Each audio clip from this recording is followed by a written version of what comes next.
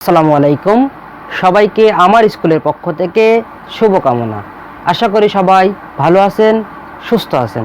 আজকে আমি আপনাদের সম্মুখে নবম দশম শ্রেণীর ফিনান্স ও ব্যাংকিংয়ের প্রথম অধ্যায় অর্থায়ন ও ব্যবসায় অর্থায়নের পর্ব 2 নিয়ে হাজির হয়েছি। আশা করি আপনারা 1 নম্বর পর্ব থেকে উপকৃত হয়েছেন।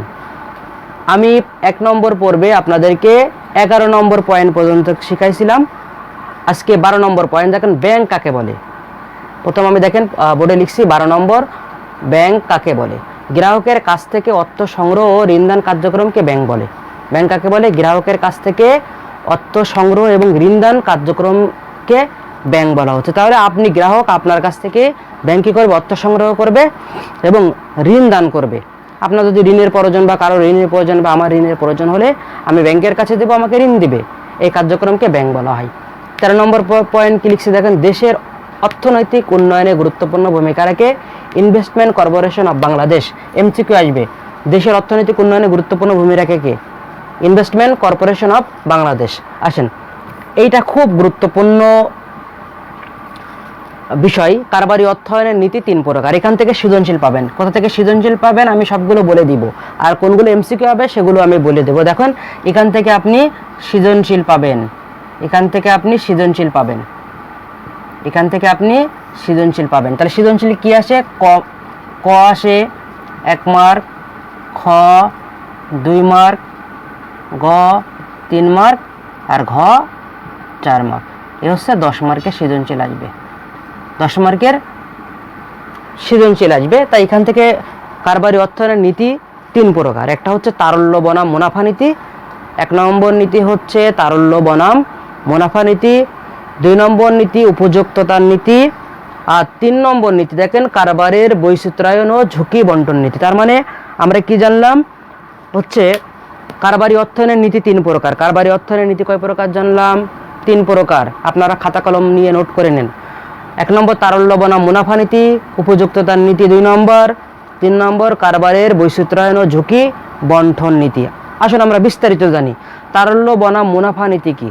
তারল্য বলতে এক কথায় নগদ অর্থ হাতে বেশি রাখাকে বোঝায়। আর একটা তারল্য বলতে বোঝায় কোনো সম্পত্তি বা কোনো কিছু দ্রুত বিক্রি করে যেটা আগে নগদ অর্থে রূপান্তর করা যাবে, তাকে কিন্তু তারল্য বলা হচ্ছে। এখন তারল্য বলতে কি বোঝায়? এখন আপনারা প্রতিষ্ঠানে দেখেন, আপনার একটা প্রতিষ্ঠান আছে নাভানা কোম্পানি, আপনার প্রতিষ্ঠানের নাম, বা আপনার একটা বিউটি পার্লার আছে, বা বিশেষ করে আপনার নাভানা কোম্পানি একটা প্রতিষ্ঠান আছে। আপনার প্রতিষ্ঠানে যদি নগদ অর্থ বেশি রাখেন তখন কিন্তু কি হবে? মুনাফা বেশি হবে না, মুনাফা বেশি হবে না। কোথাও বিনিয়োগ করতে পারবেন না যেখান থেকে মুনাফা বেশি আসবে না। আবার যদি বেশি বিনিয়োগ করেন তবে কোথা থেকে ঋণ নিছেন সেই ঋণ পরিশোধ করতে পারবেন না, বা কেউ যদি টাকা চায় আপনি কিন্তু টাকা দিতে পারবেন না। তার মানে তারল্য বনাম মুনাফা নীতি কি? যদি হাতে বেশি টাকা রাখেন, যদি টাকা হাতে বেশি রাখেন, তারল্য বনাম মুনাফা নীতি কি? যদি হাতে বেশি টাকা রাখেন মুনাফা কম হবে। আবার যদি বেশি বিনিয়োগ করেন তাহলে কি হবে? আপনার তারল্য সমস্যা দেখা দিবে। 1 নম্বর জানলাম। 2 নম্বর উপযুক্ততার নীতি। উপযুক্ততার নীতি বলতে আমরা কি বুঝবো? দেখুন, উপযুক্ততার নীতি বলতে এখান থেকে খুব সৃজনশীল আসে যে উপযুক্ততার নীতি গ্রহণ করা হয়েছে কি হয়নি। প্রতিষ্ঠানে কামাল একটা প্রতিষ্ঠান দিয়েছে, সেখানে উপযুক্ততার নীতি গ্রহণ করা হয়েছে কি হয়নি। এখন উপযুক্ততার নীতি বলতে কি বোঝায়? দেখুন, আপনার একটা যন্ত্রপাতি ক্রয় করার দরকার। আপনার প্রতিষ্ঠানে যন্ত্রপাতি ক্রয় করার দরকার। আপনি কোথা থেকে অর্থটা সংগ্রহ করবেন? বা প্রতিদিনে কাঁচামাল ক্রয় করার দরকার, এর জন্য আপনি কোথা থেকে অর্থটা সংগ্রহ করবেন? এখন বিষয়টা মনে রাখবেন, স্বল্প মেয়াদী অর্থায়ন থেকে স্বল্প মেয়াদী অর্থায়নে খরচ করবেন, বা চলতি মূলধন থেকে চলতি মূলধনে খরচ করবেন, দীর্ঘমেয়াদী মূলধন থেকে দীর্ঘমেয়াদী মূলধনে খরচ করবেন।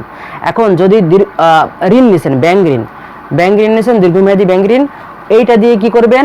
আপনি যন্ত্রপাতি ক্রয় করবেন, কিন্তু এটা আপনি কাঁচামাল ক্রয় করবেন না, কারণ তখন উপযুক্ততার নীতি গ্রহণ করা হবে না। তার মানে উপযুক্ততার নীতি কি? চলতি মূলধন দিয়ে চলতি ব্যবসা প্রতিষ্ঠানের চলতি খরচগুলো মিটাবো, আর দীর্ঘমেয়াদী মূলধন দিয়ে দীর্ঘমেয়াদী খরচগুলো পরিশোধ করব।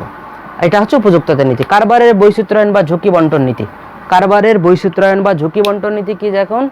এখন আপনার একটা মুদি দোকান আছে, মুদি দোকানে যদি চাউল বিক্রি করেন, তার মানে শুধু চাউল ক্রেতারা কিন্তু আপনার প্রতিষ্ঠানে যাবে, অন্য ক্রেতারা যাবে যাবে না। কিন্তু আপনার প্রতিষ্ঠানে যদি সাবান, তারপর খাতাও রাখলেন, তারপর সমস্ত ডিম, তারপর আটা ময়দা যা যা আছে সমস্ত বিষয়গুলো সুন্দর করে সাজিয়ে রাখলেন, তার মানে আপনার প্রতিষ্ঠানে কিন্তু সব ক্রেতাই কিন্তু যাবে, সব ক্রেতা যাবে। যেমন আপনি মিনি শ্যাম্পু বিক্রি করেন না, কিন্তু বোতলজাত শ্যাম্পু বিক্রি করেন, তাহলে কিন্তু আপনি শুধু বোতলজাত শ্যাম্পু ক্রয় করার মতন ক্রেতা পাবেন, কিন্তু mini shampoo, mini packet shampoo ক্রয় করার ক্রেতা কিন্তু পাবেন না। তার মানে আপনার প্রতিষ্ঠানে বৈচিত্র্যায়ন নীতি বলতে বোঝাচ্ছে হচ্ছে একটা প্রোডাক্ট যদি বিক্রিও না হয়, অন্য প্রোডাক্ট যেন বিক্রি হয়, যেন আপনার প্রতিষ্ঠানে নিয়মিত ক্রেতারা আসে।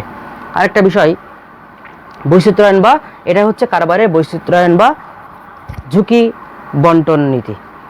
তার মানে আমরা কারবারি অর্থায়নের নীতি 3 প্রকার থেকে আশা করি এখান থেকে সৃজনশীল আসবে, আপনারা কোনটা কোন নীতি সেটা নির্ণয় করতে পারবেন। আসুন আমরা 15 নম্বর পয়েন্ট কি আছে, আমি যে নোট করছি নোটের ভিতরে 15 নম্বর পয়েন্ট কি আছে সেটা আমরা জানব।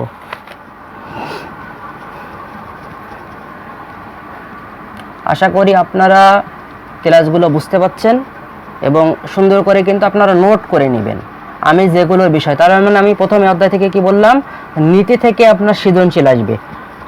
প্রথম হচ্ছে নীতি থেকে সৃজনশীল আসবে। 15 নম্বর নগদ অর্থ মুনাফার মধ্যে সম্পর্ক বিপরীত। নগদ অর্থ 15 নম্বর কি, আমরা 15 নম্বর পয়েন্ট জানব। নগদ অর্থ ও মুনাফার মধ্যে সম্পর্ক বিপরীত। আমরা 15 নম্বর পয়েন্ট কি জানলাম, নগদ অর্থ মুনাফার মধ্যে সম্পর্ক বিপরীত। এমসিকিউ আসবে, নগদ অর্থ মুনাফার মধ্যে সম্পর্ক বিপরীত। কেমন, নগদ অর্থ যদি আপনি হাতে বেশি রাখেন মুনাফা কম হবে, আবার যদি বেশি বিনিয়োগ করেন তারল্য ঘাটতি দেখা দিবে। তার মানে নগদ অর্থ মুনাফার মধ্যে সম্পর্ক বিপরীত, বিষয়টা জানলাম। 16 নম্বর কি জানবো, 16 নম্বর জানবো নগদ অর্থ হাতে বেশি রাখলে মুনাফা কমে যায়। নগদ অর্থ হাতে বেশি রাখলে মুনাফা কমে যায়। নগদ অর্থ হাতে বেশি রাখলে মুনাফা কমে যায়, 16 নম্বর পয়েন্ট জানলাম। তার মানে 16 নম্বর পয়েন্ট কি লিখলাম দেখেন, নগদ অর্থ আপনি যদি হাতে বেশি রাখেন তাহলে কিন্তু মুনাফা কমবে, তখন কিন্তু মুনাফা, কারণ অন্য কোথাও বিনিয়োগ করতে পারবেন না, সেখান থেকে আপনার অর্থ আসবে না। দেখেন 16 নম্বর। 17 নম্বর কি জানবো, 17 নম্বর অর্থ বেশি বিনিয়োগ করলে তারল্য ঘাটতি হয়। অর্থ বেশি বিনিয়োগ করলে, অর্থ বেশি বিনিয়োগ করলে তারল্য ঘাটতি হয়। অর্থ বেশি বিনিয়োগ করলে তারল্য ঘাটতি হয়। 17 নম্বর পয়েন্ট কি জানলাম, অর্থ যদি আপনি কোথাও বেশি বিনিয়োগ করেন তার মানে আপনার হাতে টাকা কম থাকবে, কোনো টাকা প্রয়োজন হলে টাকা পরিশোধ করতে পারবেন না। 17 নম্বর পয়েন্ট জানলাম। 18 নম্বর পয়েন্ট জানবো কি দেখুন, 18 নম্বর হচ্ছে চলতি মূলধন। চলতি মূলধন কোনগুলো, চলতি মূলধন, চলতি মূলধন আপনার কিন্তু এমসিকিউ আসবে। এমসিকিউ আসবে কি দেখুন, নগদ অর্থ যদি, নগদ অর্থ এবং মুনাফার মধ্যে সম্পর্ক কেমন, বিপরীত। নগদ অর্থ হাতে বেশি রাখলে কি হবে, মুনাফা কমে। এমসিকিউ আসবে কি কমে, মুনাফা কমে। অর্থ বেশি বিনিয়োগ করলে কি হবে, তারল্য ঘাটতি হবে, এমসিকিউ আসবে। চলতি মূলধন কোনগুলো, এখন চলতি মূলধন কোনগুলো সেগুলো জানবো। কাঁচামাল ক্রয়, চলতি মূলধন কাঁচামাল ক্রয়, চলতি মূলধন আপনার কাঁচামাল ক্রয়। শ্রমিকের মজুরি প্রদান, শ্রমিকের মজুরি প্রদান, মজুরি প্রদান। তার মানে আমরা চলতি মূলধন কি জানলাম, এমসিকিউ যদি আসে চলতি মূলধন কোনগুলো, তার মানে কাঁচামাল ক্রয় এবং শ্রমিকের মজুরি প্রদান চলতি মূলধন। 19 নম্বর কি জানবো দেখুন, 19 নম্বর জানবো হচ্ছে দীর্ঘমেয়াদী মূলধন কোনগুলো। দীর্ঘমেয়াদী মূলধন কোনগুলো, দীর্ঘমেয়াদী মূলধন হচ্ছে মেশিন ক্রয়। দীর্ঘমেয়াদী মূলধন হচ্ছে মেশিন ক্রয়,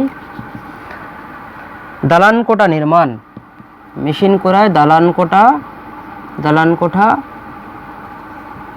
নির্মাণ। আসবাবপত্র ক্রয় হতে পারে।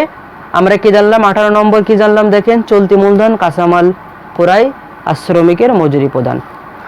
19 নম্বর কি লিখলাম? দীর্ঘমেয়াদী মূলধন, মেশিন ক্রয় আর দালান কোঠা নির্মাণ। আসুন আমরা আশা করি আপনারা 19 নম্বর পয়েন্ট পর্যন্ত বুঝতে পারছেন।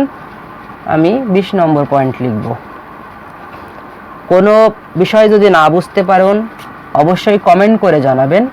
আর ফিনান্স ও ব্যাংকিংয়ের কোন অধ্যায়টা সবচেয়ে বেশি সমস্যা, আশা করি সেই বিষয়টা বা সেই অধ্যায়ের বিষয়টা কমেন্ট করে আমাকে জানাতে ভুলবেন না।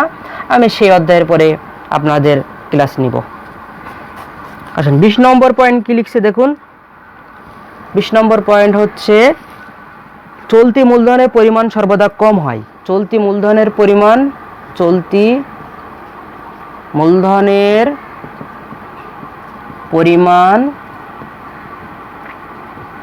সর্বদা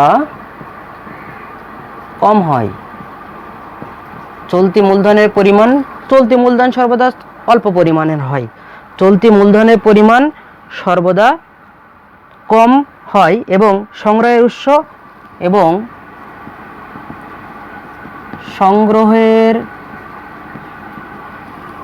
উৎস স্বল্প মেয়াদী। তারপরে আপনি বুঝবেন কিভাবে যেটা চলতি মূলধন?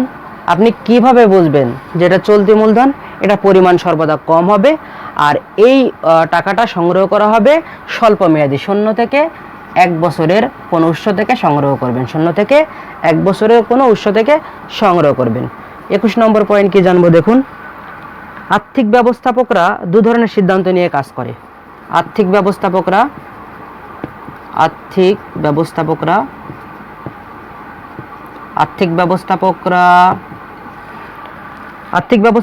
2 ধরনের সিদ্ধান্ত নিয়ে কাজ করে। 2 ধরনের সিদ্ধান্ত নিয়ে কাজ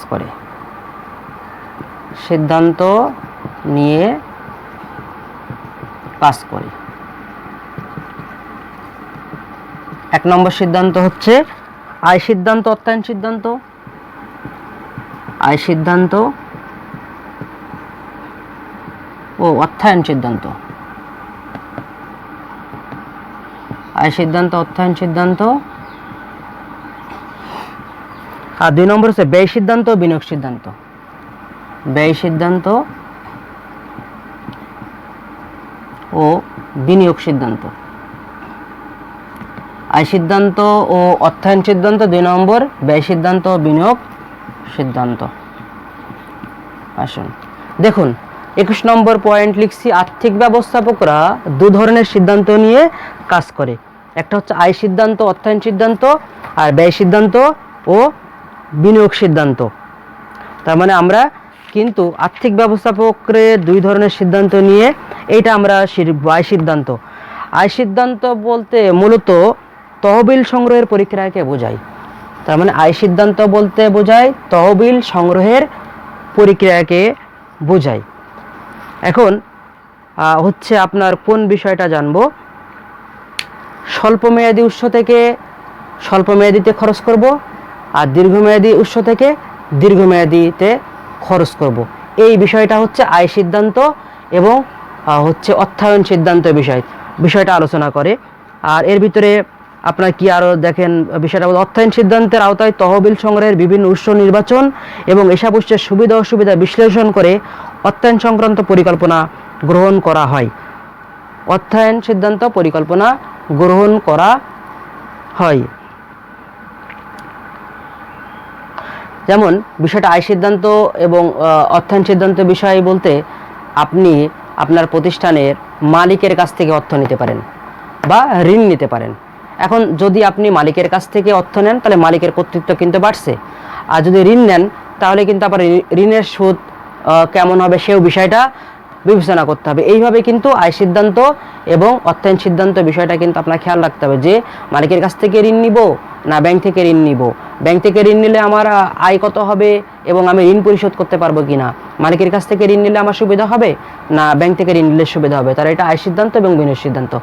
ব্যয় সিদ্ধান্ত এবং বিনিয়োগ সিদ্ধান্ত, ব্যয় সিদ্ধান্ত বা বিনিয়োগ সিদ্ধান্ত। এখন আপনার প্রতিষ্ঠানে একটা কলকবজা বা একটা মেশিন আছে, এই মেশিনটা আপনি ভাবছেন যে নতুন একটা মেশিন ক্রয় করবেন। এখন এই নতুন মেশিন ক্রয় করতে গেলে আপনার কিছু বিষয় আপনার কিন্তু ভাবতে হবে যে আগামী 10 বছর এই মেশিনটা চলবে কিনা বা আপডেট হবে কিনা। নতুন দেখবেন দিন যত যাচ্ছে ব্যবসা প্রতিষ্ঠানের প্রতিযোগিতা বাড়ছে বেশি, নতুন নতুন যন্ত্রপাতির ব্যবহার হচ্ছে, তেমন সেই যেই মূল একটা যন্ত্রপাতি, কেন একটা যন্ত্রপাতি ক্রয় করছেন, সেই যন্ত্রপাতি যদি বিনিয়োগ করা হয় তাহলে সেখান থেকে আমার মুনাফা ঠিক মতো হবে কিনা, বা আমি যদি ঋণ নিয়ে সেই যন্ত্রপাতিটা ক্রয় করি তাহলে ঋণ পরিশোধ করতে পারবো কিনা, এই সমস্ত বিষয় বিবেচনা করে আমার বিনিয়োগ সিদ্ধান্ত নিতে হবে। সমস্ত বিষয় বিবেচনা করে আমার বিনিয়োগ সিদ্ধান্ত নিতে হবে। আসুন তারপর আমি 20 নম্বর জানছি। 21 নম্বর পয়েন্ট, আশা করি 20 এবং 21 নম্বর পয়েন্ট আপনারা বুঝতে পারছেন। আমি আপনাদের 22 নম্বর পয়েন্ট আমি আমার নোটের ভিতরে কি লিখছি সেটা আপনাদের আলোচনা করে দেখছি বা বোর্ডে লিখছি। আশা করি আপনারা বুঝতে পারছেন। 22 নম্বর পয়েন্ট আমি লিখছি, দেখুন 22 নম্বর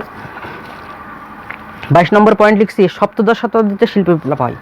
সপ্তদশ শতাব্দীতে শিল্প বিপ্লব হয়।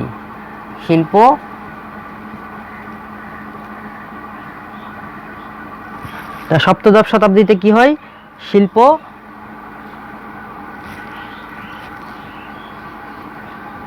বিপ্লব হয়। সপ্তদশ শতাব্দীতে কি হয়? শিল্প বিপ্লব হয়। এমসিকিউ আসবে আপনার, কত শতাব্দীতে শিল্প বিপ্লব হয়? কত শতাব্দীতে শিল্প বিপ্লব হয়? সপ্তদশ শতাব্দীতে শিল্প বিপ্লব হয়। 23 নম্বর পয়েন্ট, আমি 23 নম্বর পয়েন্ট কি লিখছি দেখুন। 23 নম্বর পয়েন্ট, অর্থায়ন বিকাশের মূল চরণভূমি হচ্ছে যুক্তরাষ্ট্র। অর্থায়ন বিকাশের মূল চরণভূমি হচ্ছে যুক্তরাষ্ট্র।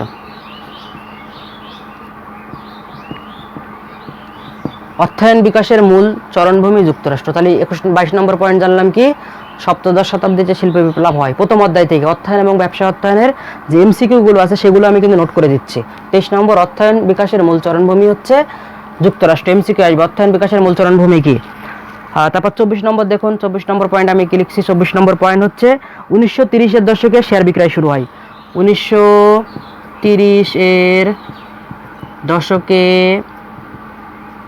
শেয়ার বিক্রয় শুরু হয়। শেয়ার বিক্রয় শুরু হয়। আপনি অবশ্যই শুনে, তাহলে কত এর দশকে শেয়ার বিক্রয় শুরু হয়? শেয়ার কাকে বলে? মূলধনের ক্ষুদ্র ক্ষুদ্র অংশকে শেয়ার বলে। কারা শেয়ার বিক্রয় করে? বিভিন্ন কোম্পানি কিন্তু শেয়ার বিক্রয় করে মূলধন সংগ্রহ করে। এক মালিকানা অংশীদারীরা শেয়ার বিক্রয় করতে পারে না। কোম্পানির ভিতরে আবার প্রাইভেট লিমিটেড কোম্পানি আছে, public limited company. Private limited company আবার শেয়ার বিক্রয় করতে পারে না, পাবলিক লিমিটেড কোম্পানি শেয়ার বিক্রয় করতে পারে। তারপর 1930-এর দশকে শেয়ার বিক্রয় শুরু হয়। 25 নম্বর পয়েন্ট কি জানবো? 25 নম্বর পয়েন্ট জানবো 1940-এর দশকে তারল্যের প্রয়োজনীয়তা শুরু হয়। 1940-এর দশকে তারল্যের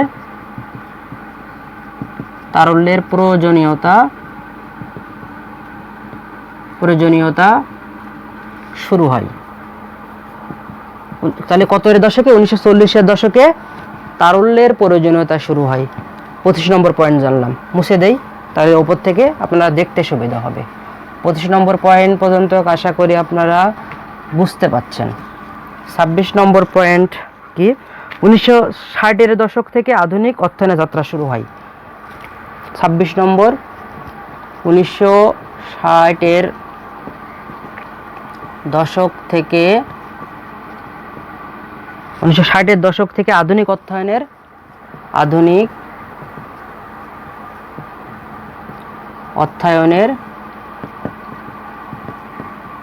যাত্রা শুরু হয়।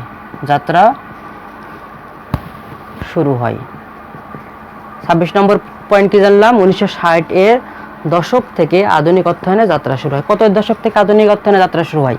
এমসিকিউ আসবে কিন্তু 1960-এর দশক থেকে। 1960-এর দশক থেকে কি শুরু হয়? অর্থায়নের যাত্রা শুরু হয়। এমসিকিউ আসবে। 27 নম্বর জানবো কি দেখুন, 1970-এর দশক থেকে কম্পিউটারের ব্যবহার শুরু হয়। 1970-এর দশক থেকে কম্পিউটারের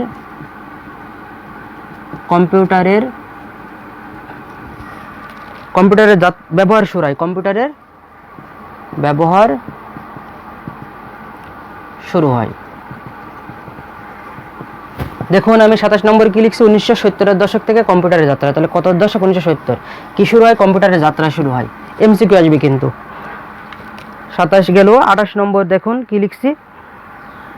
28 নম্বর হচ্ছে তাত্ত্বিক কারবারি অধ্যয়নের নানা তত্ত্বের বিশ্লেষণকারীর নাম হ্যারি মার্কুইজ। তাত্ত্বিক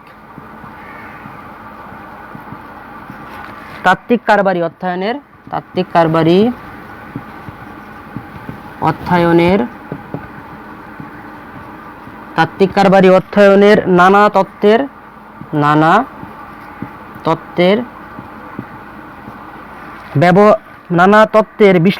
নাম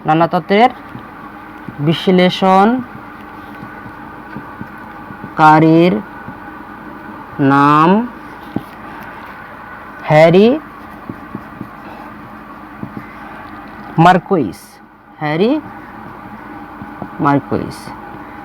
এমসিকিউ আসবে আপনার, তাত্ত্বিক কারবারি অধ্যয়নের নানা তত্ত্বের বিশ্লেষণকারীর নাম কি? Harry Marquis. এমসিকিউ আসবে কি? হ্যারি মার্কুইজ কি? তাত্ত্বিক কারবারি অধ্যয়নের নানা তত্ত্বের বিশ্লেষণকারীর নাম। আশা করি আপনারা 28 নম্বর পয়েন্ট বুঝতে পারছেন। আর 2টা পয়েন্ট আছে। তাহলে এই প্রথম অধ্যায় অর্থায়ন ও ব্যবসায় অর্থায়ন অধ্যায় শেষ হয়ে যাবে। তাহলে 2টা ক্লাসের মাধ্যমে কিন্তু আমি আপনাদেরকে ফিনান্স ও ব্যাংকিংয়ের প্রথম অধ্যায় শেষ করে দিচ্ছি। আশা করি আপনারা এখান থেকে এমসিকিউ আসলে পারবেন এবং সৃজনশীল আসলে এমসিকিউ অ্যান্সার করতে পারবেন। 29 নম্বর কি হবে? 29 নম্বর হচ্ছে 1990 সালে গাণিতিক বিশ্লেষণের জন্য তাত্ত্বিকগণ নোবেল পুরস্কার পান। 1990 সালে গাণিতিক বিশ্লেষণের জন্য তাত্ত্বিকগণ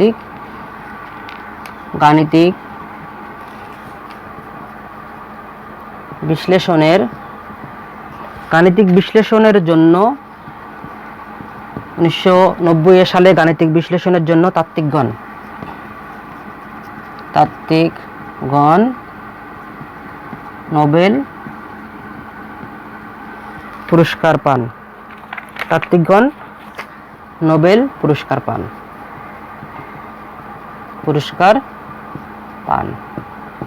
1990 সালে গাণিতিক বিশ্লেষণের জন্য তাত্ত্বিকগণ নোবেল পুরস্কার পান। কত সালে? 1990 সালে কারা নোবেল পায়? তাত্ত্বিকগণ নোবেল পুরস্কার পান। এমসিকিউ আসবে। আর 30 নম্বর পয়েন্ট কি জানবো? 1990 দশকে বিশ্ব বাণিজ্য সংস্থা ওয়ার্ল্ড ট্রেড অর্গানাইজেশন প্রকাশ করে। 1990 দশকে বিশ্ব বাণিজ্য সংস্থা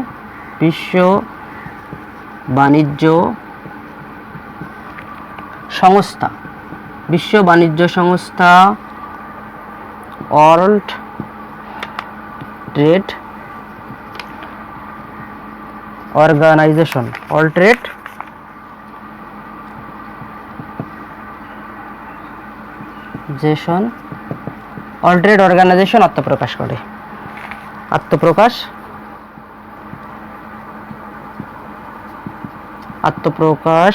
করে। আমরা কি জানলাম? 1990-এর দশকে বিশ্ব বাণিজ্য সংস্থা ওয়ার্ল্ড ট্রেড অর্গানাইজেশন আত্মপ্রকাশ করে। এই 30টা পয়েন্টের মাধ্যমে আপনারা অর্থায়ন ও ব্যবসায় অর্থায়ন থেকে এমসিকিউ এবং সৃজনশীলের অ্যান্সার দিতে পারবেন আশা করি। যদি আমার ক্লাসগুলো ভালো লেগে থাকে তাহলে অবশ্যই আমার চ্যানেলটা like, share, comment and subscribe করতে ভুলবেন না। সবাই ভালো থাকুন, সুস্থ থাকুন। আল্লাহ হাফেজ।